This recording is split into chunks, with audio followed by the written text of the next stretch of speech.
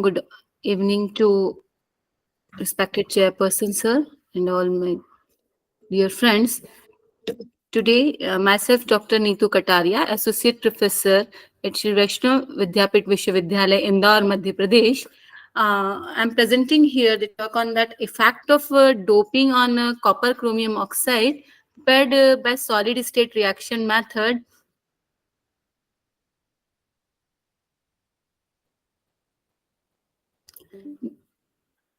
The key points are that the introduction of the material, experimental details, structural studies, optical studies, and the conclusion. Transparent conducting oxide thin films TCOs have been widely investigated due to the presence of an unusual combination of high transparency in the visible region together with high electrical conductivity.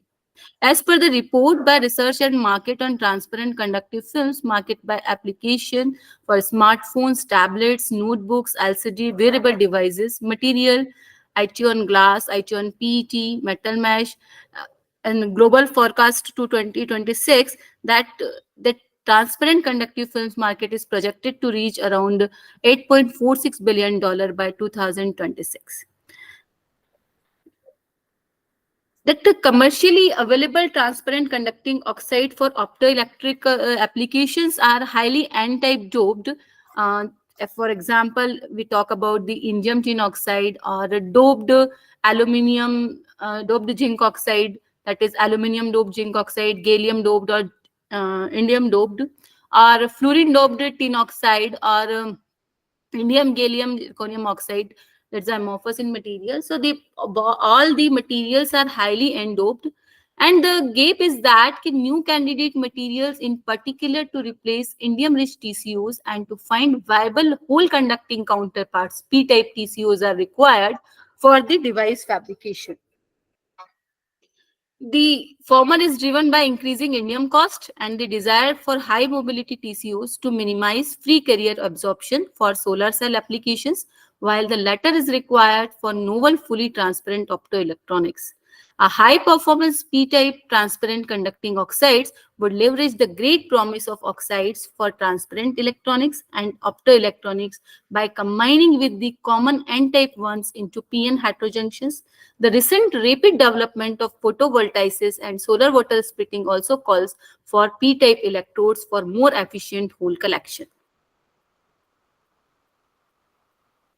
P-type TCOs have been reported since 1997, starting with copper aluminum oxide by Kawazo et al. Since these initial findings, many other oxides showing P-type conductivity have been found, and the delaphocytes compounds show that high potential in this scenario that AbO2 is the general formula, where A represents the copper, silver, platinum, and palladium, and B refers for iron, chromium, aluminum, indium, or manganese. That proposed strategy by Kawasaki et al. Is that they called chemical modulation of the valence band for broadening the valence band and consequently achieve the lighter effective mass and higher hole carrier mobility. This approach by them effectively satisfied the existence of these properties. Thus, delaphocyte appears as very good P-type transparent conducting oxide, which can use to fabricate with N-type TCOs and to make the active PN junction devices. Now, the question arises, why delaphocyte only? Delaphocytes is because they are hard, robust oxides. They are suitable for top surface conductive coating. They are stable in nitrogen at least up to 400 degrees Celsius, and in oxygen-rich environment at least 550 degrees Celsius, allowing growth of many other materials on the top of the layers. No rare material is used. Design principle transferable to other semi-transparent transition metal oxides, allowing improvement of other existing P-type TCOs. The synthesis requires only moderate temperatures, and the material requires no post-annealing if you want for the thing. Presently, in this talk paper, I have represented the preparation of copper chromium oxide through solid state reaction method. For this, we have used precursor copper oxide, chromium oxide, and for doping of strontium and magnesium, we have used strontium oxide and magnesium oxide. The precursor was thoroughly mixed and grounded using aluminium mortar for 3 hours. then ball milled for 4 hours, and then heated in air by placing an aluminium crucible at 1100 degrees Celsius for 24 hours and pelletizing again sintered at 1100 degrees Celsius in 24 hours.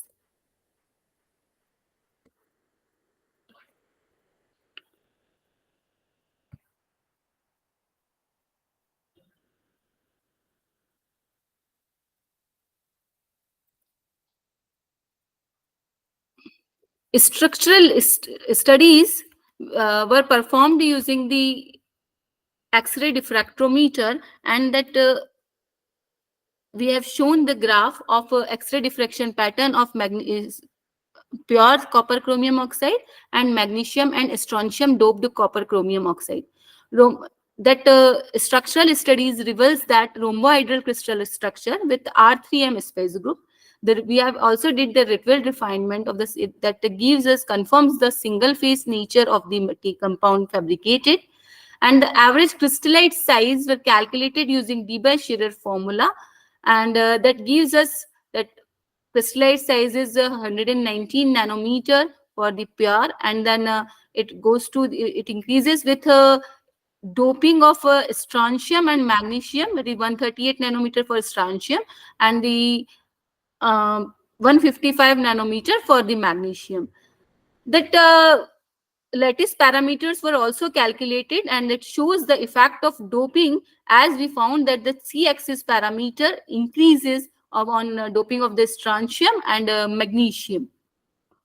That is, we can refer it because of the change in the ionic radii of the material. The optical studies of the material were done by using UV visible diffusion reflectance spectroscopy by Perkin-Elmer lambda 950 spectrometer in the wavelength range of 200 to 900 nanometer. We have found that the band gap of pure copper chromium oxide is 3.39 electron volt, and when we dope the strontium and magnesium, the optical band gap reduces. For strontium doping, it is 2.82 electron volt, and for the magnesium doping, it is 2 electron volt only. That shows that our purpose is solved, that we want the higher conductivity material.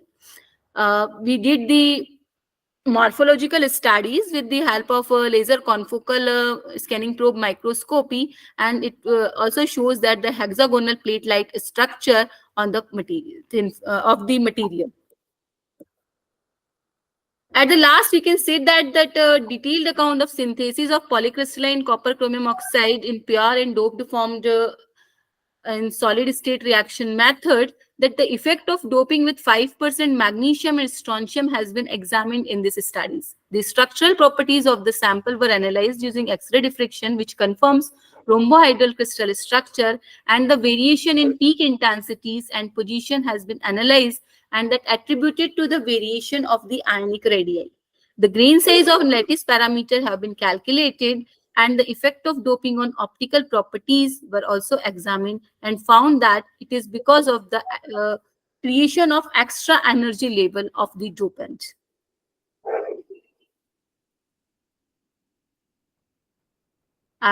Thank you very much, sir, for this. Acknowledge that work which I have presented, that is funded by MP Council of Science and Technology, and I also acknowledge the user facility of UGC DAing Consortium for Scientific Research Indore, that they provide the sample preparation and the characterization facilities.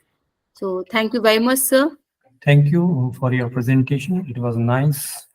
So if any of you have any question, the participant can ask, can put any question related to the topic. Okay, I have one question, because you are exploring the solid state reaction. Yes, sir. So because when we have solid state reactions, it can be applied to wide range of applications, but it also has certain limitations, just like dopant diffusion process. There is some homogeneity which may be affected at certain point of time when you carry out the reaction. And Yes, similarly, other aspect which may come, stability, chemical aspect may be there. So what are the different limitations you face when you have carried out this experiment? Sir, actually, we are trying for other Delafosite, just like copper aluminum oxide, copper chromium, and copper iron, and they all have required the different temperatures. So, optimization of the calcination temperature and the sintering temperature is the most critical point for this method. So, Okay. if we go more than 50 degree, 100 degrees Celsius plus or 100 degrees Celsius minus, can destroy anything.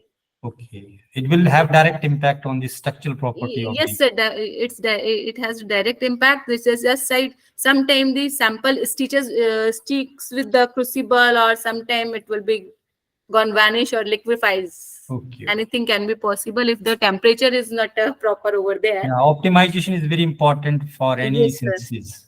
Yes, sir. Thank you. Thank you very much Thank for you, your sir. presentation. So I would like to close this session. Before that, I would like to thank all the participants, your cooperation, the way you presented and put your efforts to show your research work in this platform. So thank you to all of you to be a part of this conference. Thank you very So much, sir. thank you. Thank you. Thank you very much, sir. Yes.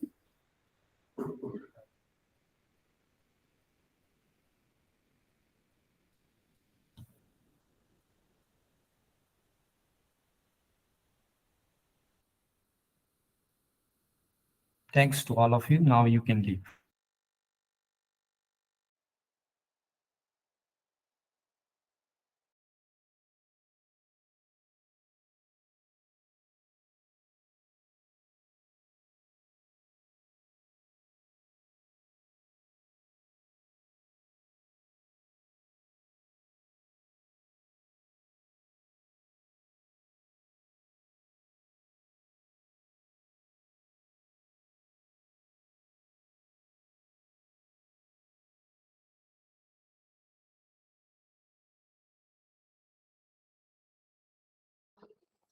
So, means for the treatment of the, I was saying that for the treatment of the wastewater, among the various techniques available, photocatalysis, semiconductor photocatalysis is the most effective one, owing to its complete mineralization, ability to mineralize the dyes into harmless products, and ability to use the solar energy, and then also for the need for the mild temperature and pressure condition.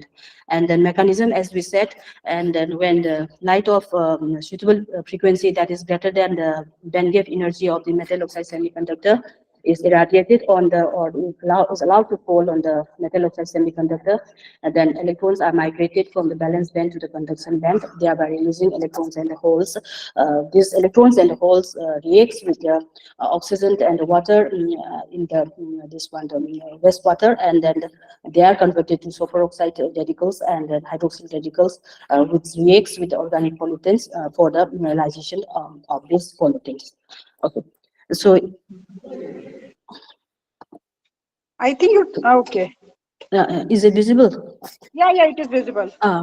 So among the various semiconductor photocatalysts available, the zinc oxide is widely used because it has certain properties like useful properties like cost effective, that is low cost, and then eco-friendliness, and then the abundance and excellent physicochemical properties. However, they do also have certain limitation, that is in zinc oxide there is fast electron hole recombination rate, and then because of its wide band gap it cannot be used in the visible region of the this one spectrum. However, various methods has been used to overcome these limitations, and then among them doping with other metals or non-metals, and then coupling with another material to form nanocomposites are widely used. So in the present work, we investigate the photocatalytic efficiency of the chemically synthesized gadolinium doped zinc oxide nanoparticles for the photodegradation of malachite beam dye, which is a cationic dye and widely used in the textile and synthetic industries. And most often these are liberated or generated into the water bodies without any treatment.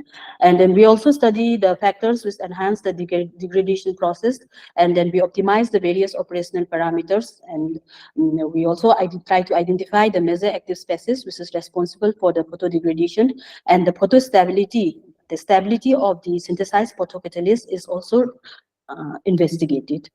So gadolinium doped zinc oxide of various gadolinium contained 3%, 6%, 9%, and 12% has been synthesized by simple co-precipitation method, in which we have taken the gadolinium nitrate and zinc nitrate as the precursor, and then stoichiometric or a required proportion of gadolinium nitrate and zinc nitrate has been dissolved in the distilled water, and then until the complete reaction is takes place, we allow to take the reaction under magnetic stirring, and the sodium hydroxide of equimolar quantity is added dropwise to maintain the pH at 12, and then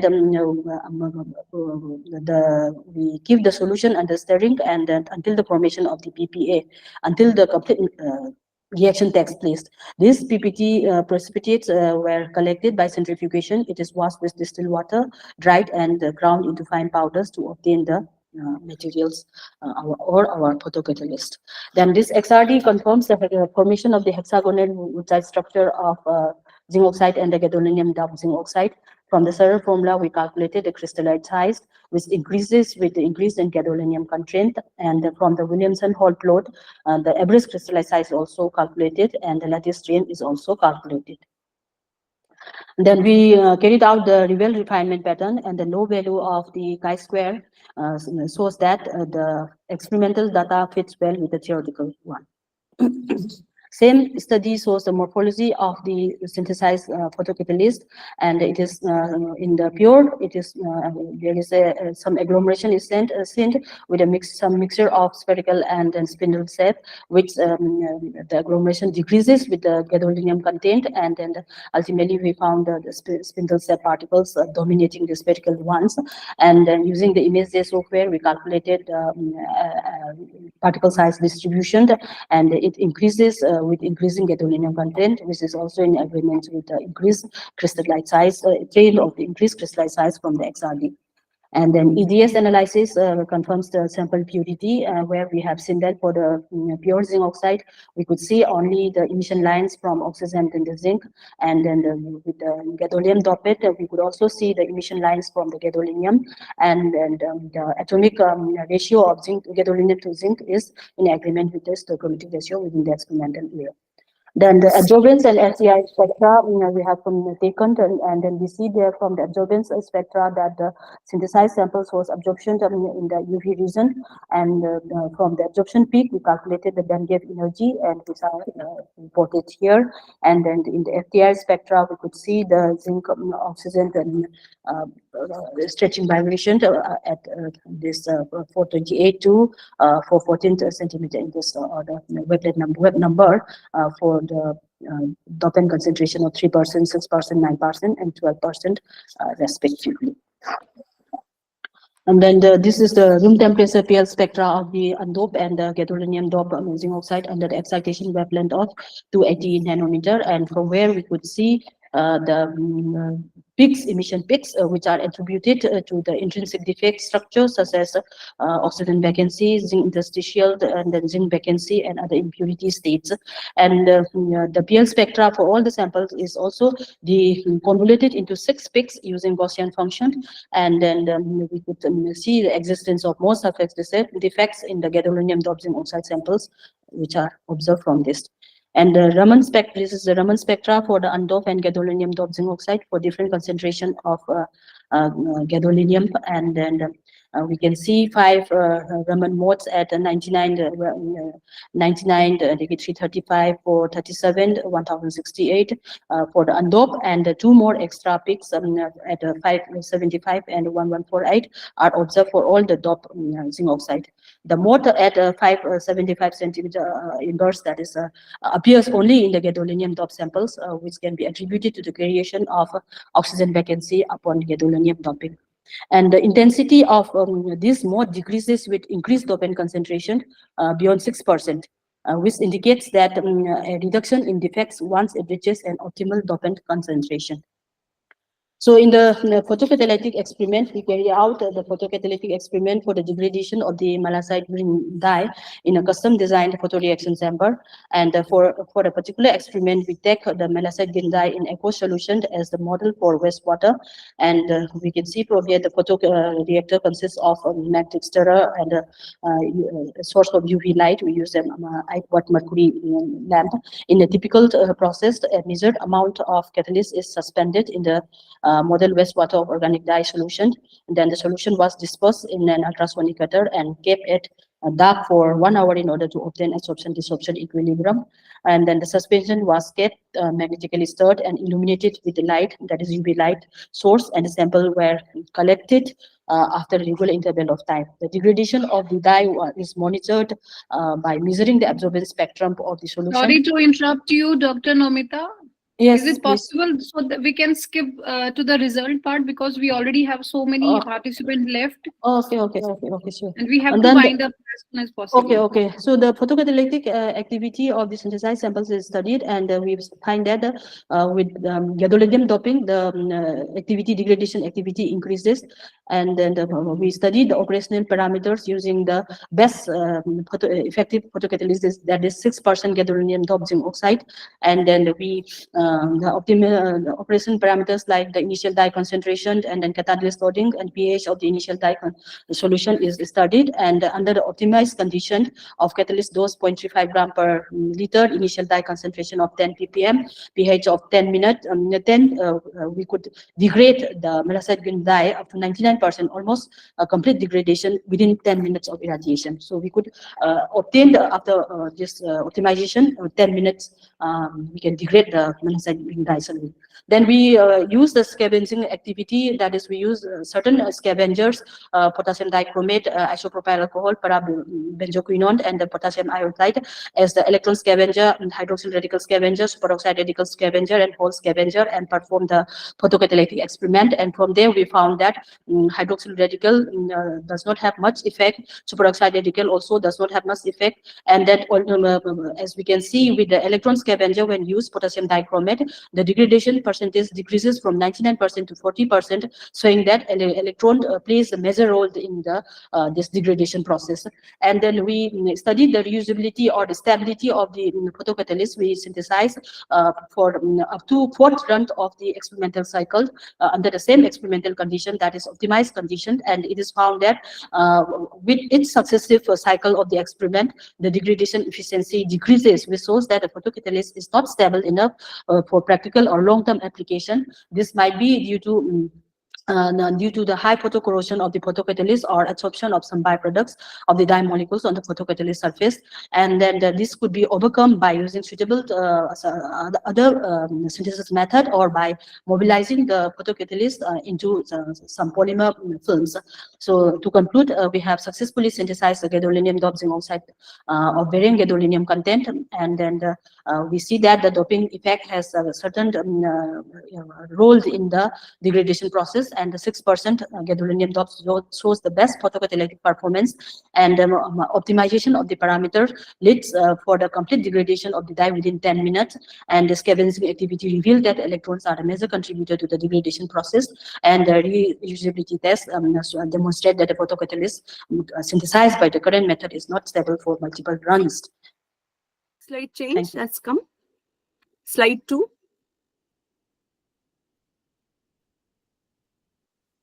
Yes, it is visible. You can carry on. So photonic is the generation, detection, and manipulation of light in form of photons. Now, what is a photonic crystal? So it is an artificial heterostructure in optical medium. 2 or more dielectric materials are repeatedly arranged to form stratified media. The organization of the material layers controls and manipulates the photon movement. So based on the construction, there exist 3 different forms. One is the one-dimensional.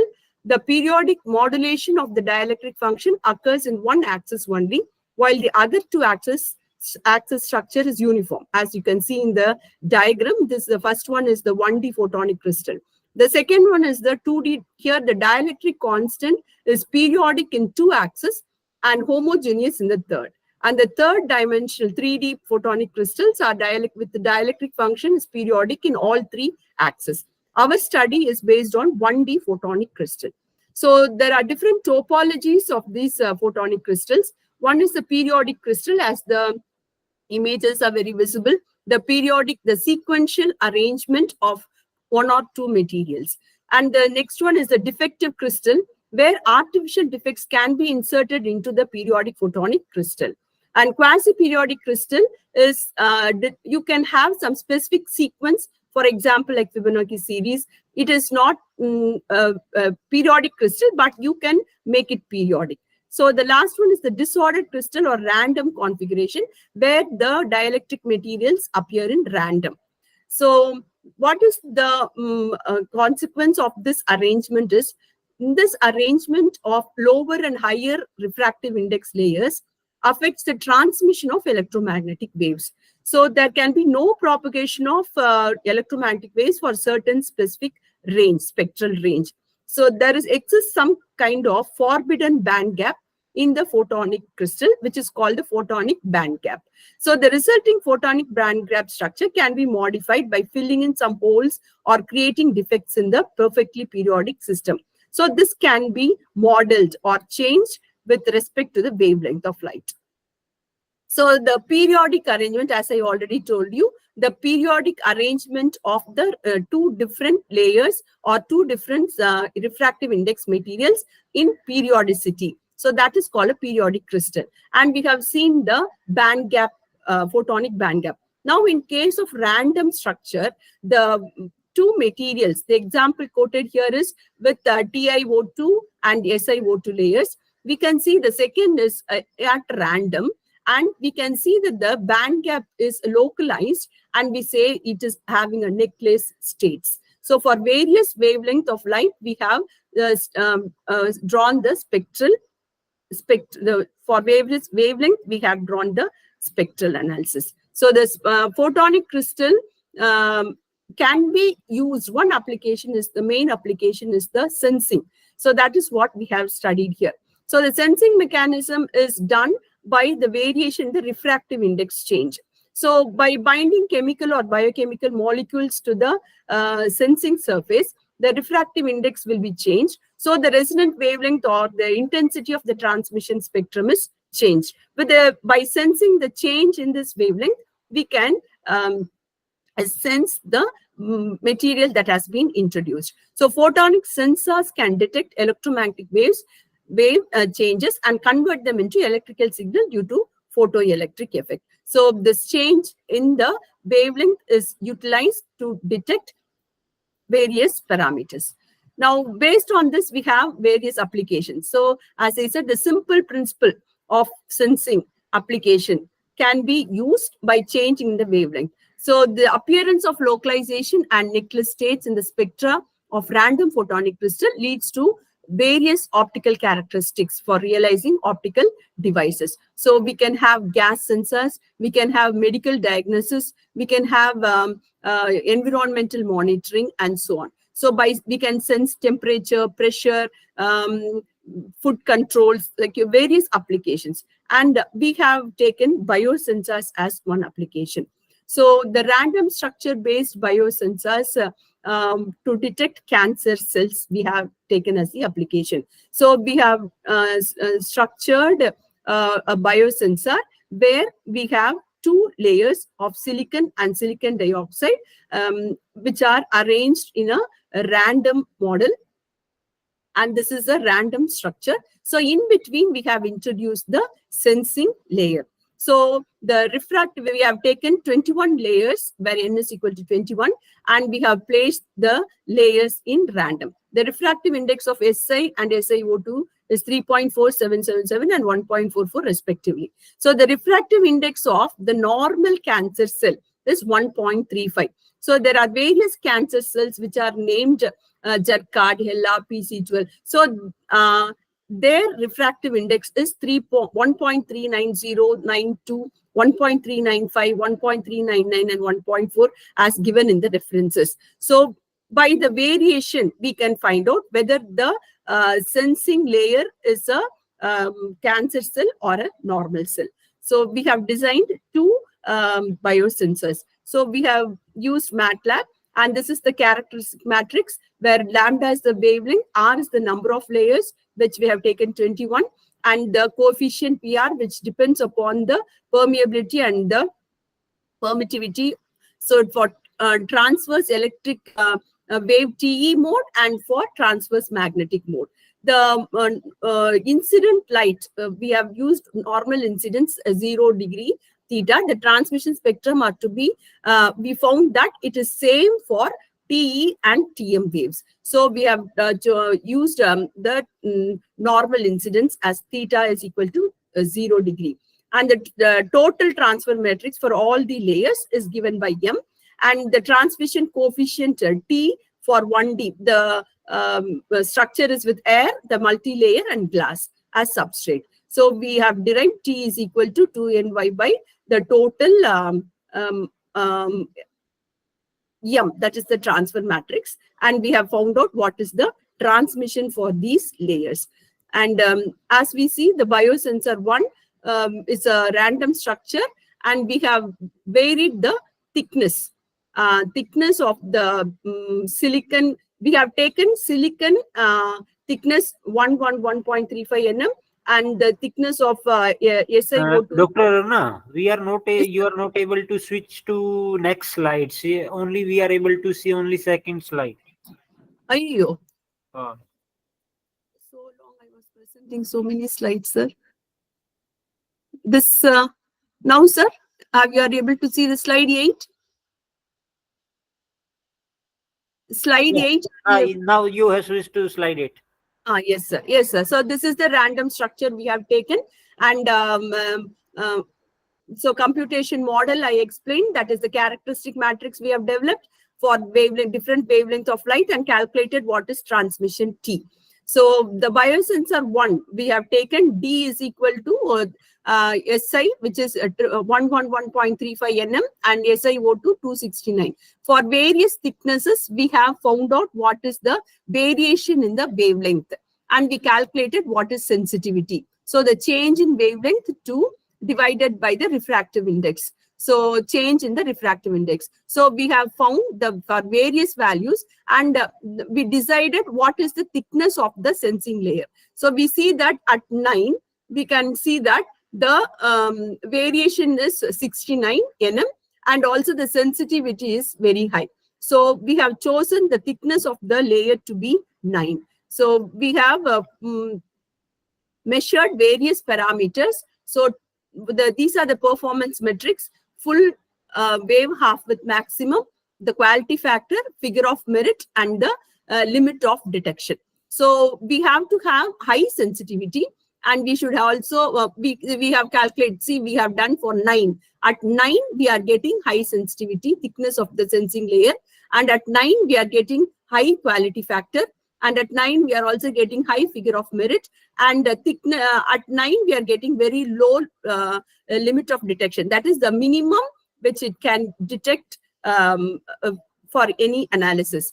So using this, we also found that why can't we do by varying, why we should have the thickness of Si and SiO2 constant. So we made use of DE algorithm, that is the differential evolution algorithm, to optimize the thickness. Instead of fixing the thickness of the SiO2 layer, we also optimized to change the thickness of the SiO2 layer, and we have changed from 100 to 300.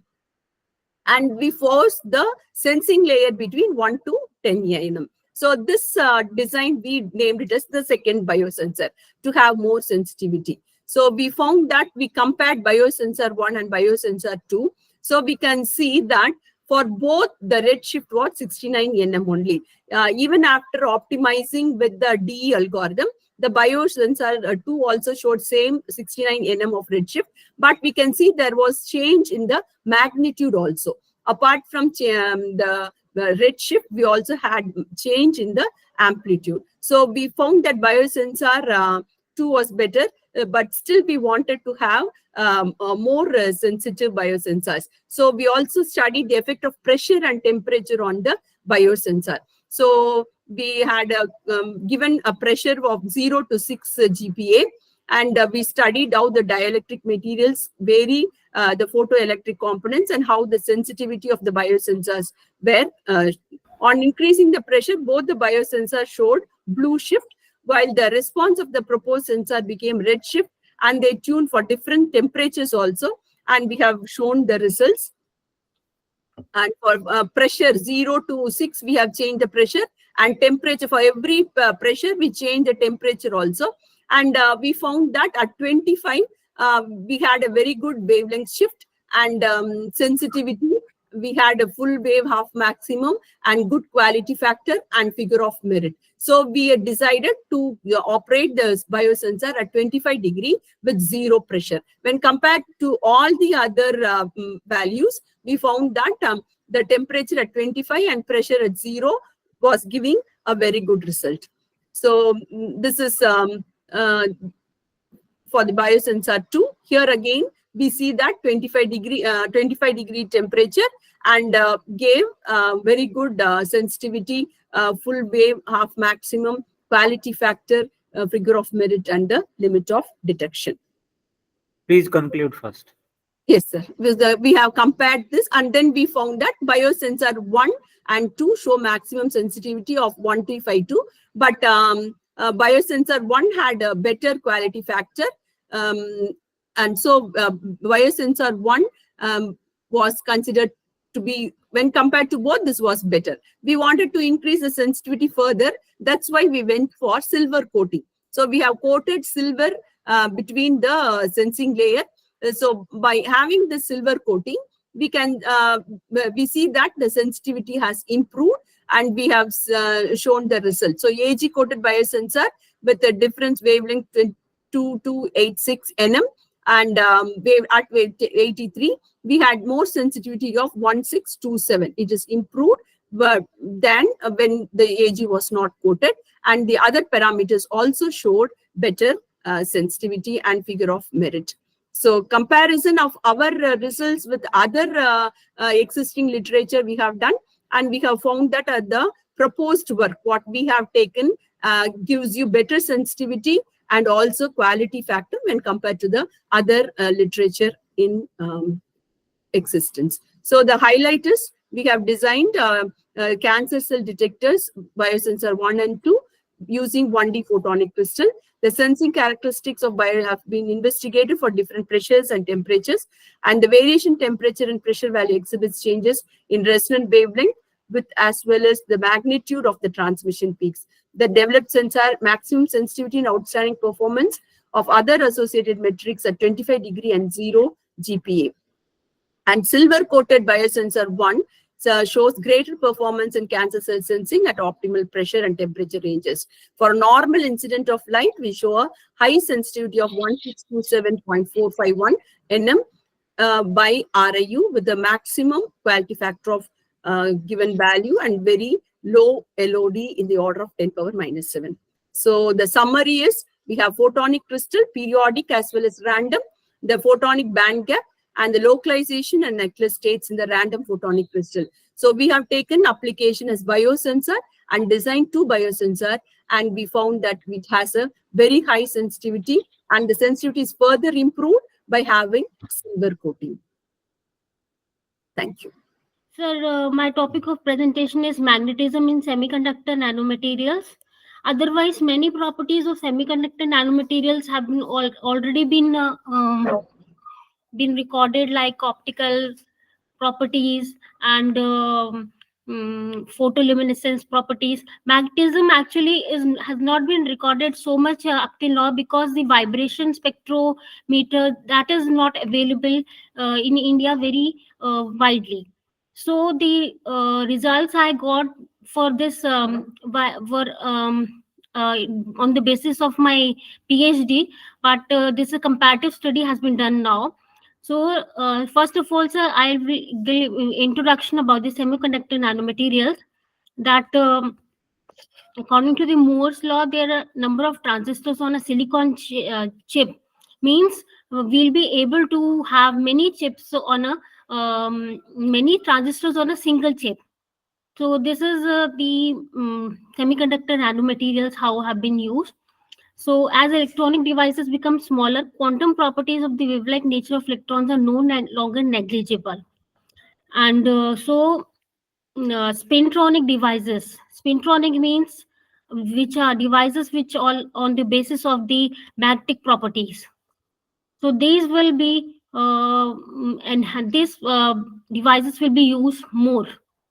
So I have prepared the zinc sulfide and zinc oxide nanopowders and doped with the mostly transition metals. So first of all, I'll present introduction about my work. Then synthesis and characterization of M dope, where M is chromium, gadolinium, ruthenium, and nitrogen. And next, this are on the base of zinc oxide, and with the zinc sulfide, the doping of the same metals. Nanotechnology, as it is known that this is because of the effect of surface tension, decrease in gravity, van der Waals attraction. So in semiconductor nanostructures, we see there is quantum confinement. So we get thin films, nanowires, nanotubes, nanorods, nanodots, nanoparticles, etc. on the basis of this quantum confinement in 1 dimension, 2 dimension, or 3 dimension. And wide band gap semiconductors, I have used zinc oxide, zinc sulfide because these are wide band gap semiconductor nanostructures. Now, wide band gap zinc oxide have a band gap of around 3.35 electron volts and zinc sulfide 3.38 electron volts. Semiconductors in nanocrystalline form exhibit markedly different electrical, optical, structural properties, as I've told you earlier. But tailorability or tuning can be done of the magnetism of the magnetic of these materials, and we can get the magnetism properties. So I have this is the as we know the nature of the materials, paramagnetism, domains. In the domains, the spins have been depicted in this picture. And here I have shown the graph of H magnetic field versus M magnetic moment. So on these type of on the basis of these type of graphs, I will show the paramagnetism, and diamagnetism. Now, the dielectric magnetic semiconductors means a small amount of magnetism is found in these semiconductors which were prepared by me. Various exchange mechanisms has been found in these dilute magnetic semiconductors, direct exchange, indirect exchange interactions like RKKY on the basis of scientists' names, double exchange mechanisms, super exchange mechanisms, and spin-dependent coupling mechanisms, additional exchange mechanisms, bound magnetic polar on donor impurity band exchange. These are the theoretical aspects of this dielectric magnetic semiconductors. Like this, I have shown the definitions of these mechanisms. RKKY is indirect exchange coupling of magnetic moments over relatively large distance via band electrons due to Coulomb exchange. It becomes efficient when a high concentration of phi carrier is present, such as in metals for which it was developed. Direct super exchange, direct coupling of magnetic ions through overlap of magnetic orbitals. Dr. Palvinder, sorry for the interruption. Yeah, Please sir. don't read the slides. You just mention the main points. We have limited time actually. Okay, sir. Okay. Okay, sir. Sir, challenges are that the simple, reliable, and reproducible engineer techniques for selective and cost-effective manufacturing of this has to be prepared. So,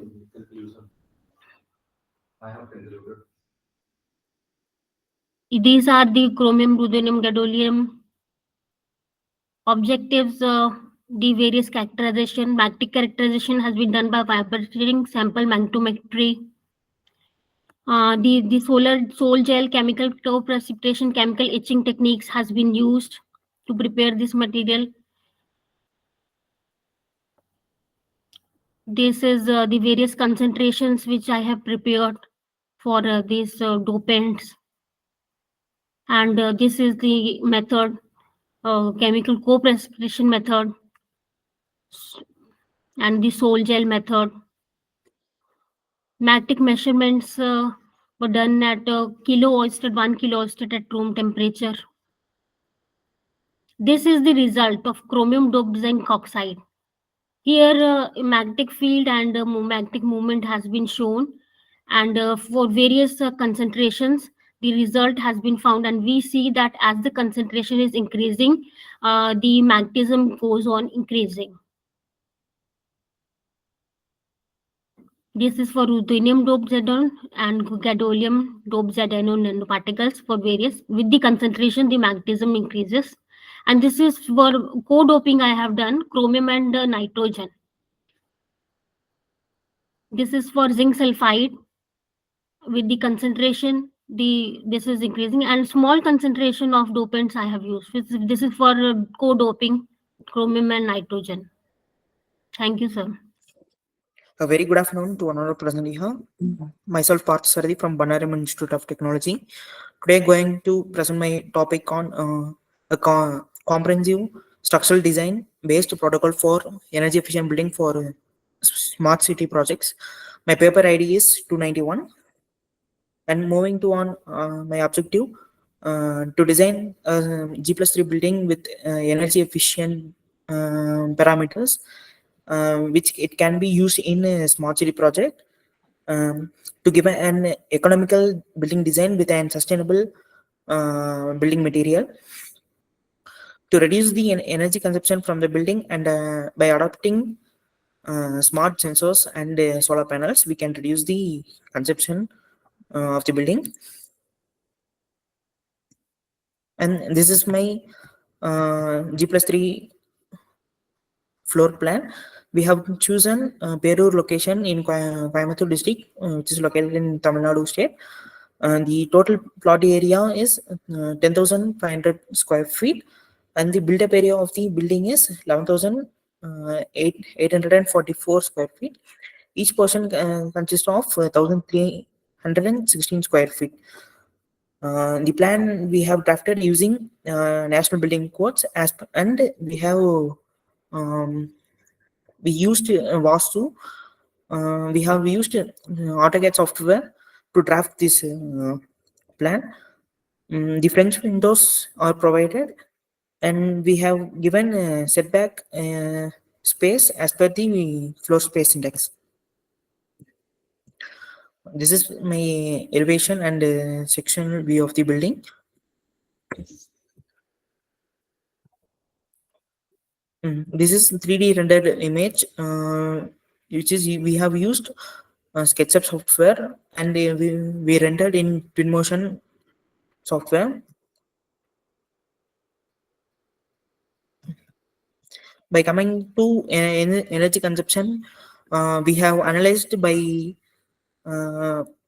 analyzing the basic appliances which we have used in the building. It came 1670 watts.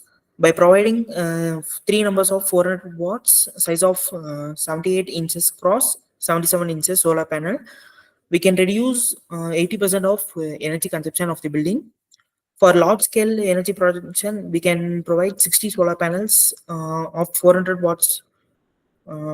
We can generate 22 kilowatt per day. For thermal insulation, we can provide porotherm blocks and clay tile flooring in the roof. This is my building column location and beam layout of the respective building. This is the reinforcement detail of column, and the footing schedule is given.